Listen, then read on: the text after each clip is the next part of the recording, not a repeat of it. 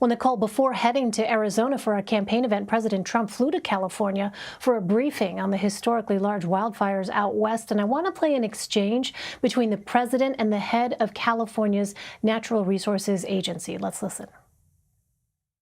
We want to work with you to really recognize the changing climate and what it means to our forests and actually work together with that science. That science is going to be key, because if we ignore that science and sort of put our head in the sand and think it's all about vegetation management, we're not going to succeed together protecting Californians. Okay.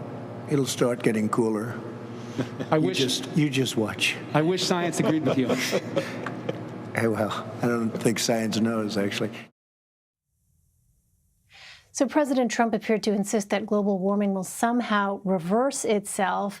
And we know, though, at this point, after years of study, there is this scientific consensus that the Earth's climate is warming due to human activities. Where do each campaign stand on climate change?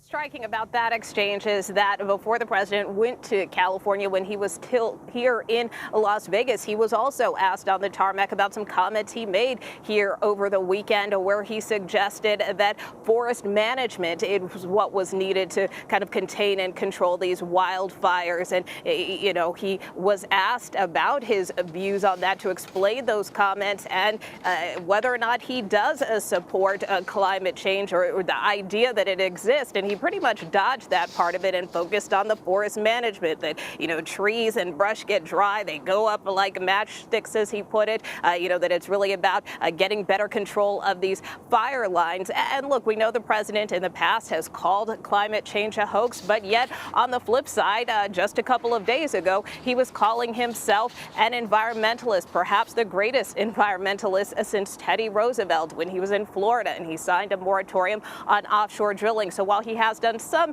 environmentally friendly things, he also has rolled back a number of environmental regulations, and of course has been a strong proponent of energy independence, which of course relies a lot on fossil fuels. To the contrast, you have former Vice President Biden, who today really lit into the president, literally and figuratively, calling him a climate arsonist. And the former vice president has put forth a $2 trillion climate plan, one in which that he wants to get back to some of the initiatives under the Obama-Biden administration, with more of a focus on green jobs, clean energy, and investing in renewable energy infrastructure.